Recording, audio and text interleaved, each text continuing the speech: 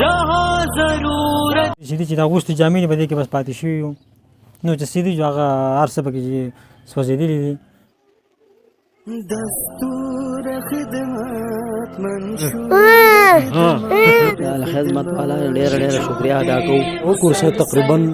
د 85,000 په 15,000 روپۍ باندې خدمت کا خدمت جناب اکبر خان د ټیم سره ټول راغلی شکریا ادا کوم سره ټیم راغلی موږ سره مدد وکړو سپیشلی د وکیل صاحب د صدارت نه بعد چې کوم دی نور هم تیزی راغلی ده. موږ د الخدمت فاونډیشن والا ډېر شکرګزار یو خاص کور د اکبر خان وکیل صاحب صدارت کې لکه موږ ته دا په لومړي ځل د چوکیدارانو لپاره دا یو پیکیج راغی او دا کار هیچا نو کړی پرې دوره وخت کې هغوی موږ له کمبلې راکړلې د دې لپاره به الخدمت فاونډیشن کوم امبولانس سروس چې دی دا به انشاءالله تعالی هر ټیم وزیري خدای په نوټس کې موږ راوستي وو چې دا چوکیداران دي زموږ د شپې ډیوټي کوي او د دوی چې کوم دی نو ډېر زیات موسم دلته بنیر بې حده یخ دی تاسو ټول ته پته ده کوم چې مونږ ودیو او دوی زمونږ د سواړی بازار ساتي او دا د کروڑونو اربونو روپو دلته کاروبار کیږي. یہ مامور زه خو بیمار یم د سرمنې مرض مې دی دا مې نخم کال دی چې دا غوښه غورځېږي بیا کېږي بیا غورځېږي اجریا دا کومه چې دا سامان یې راوړو مصیبت میں ہو بس یہ پہنچے وہاں اپنی مٹی کا ہے حق ادا کر رہے خدمت خلق پر بس یہ معمور ہے خدمت کا خدمت جہاں ضرورت ہے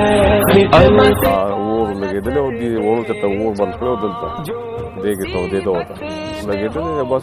الخدمت فاونډیشن د دې موږ ډېره شکریا ادا کوو. د اکبر خان وکیل صاحب دي د شعیب باچا دي چې هغه په دې سخت وخت کې موږ له راللو او زموږ یې تپوس پوښتنه وکړلو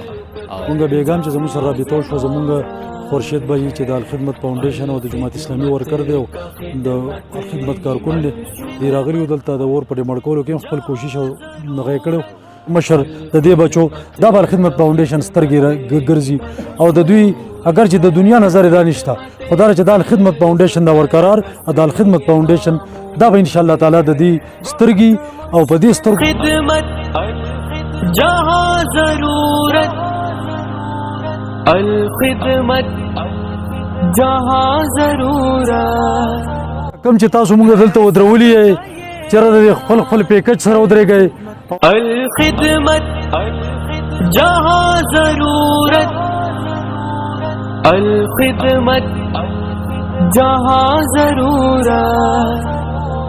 ہے سب کا یہ اعلان الخدمت زندہ باد ہے. خلکو له امداد ډېر لوی نقصان شوی دی. زما په نسبت باندې خو مالک د خپل اندې ویلو چې 60 لک روپۍ خو د 70 لک روپۍ نقصان شوی دی. د الخدمت صدر وکیل صاحب ته وایم چې د دوی سره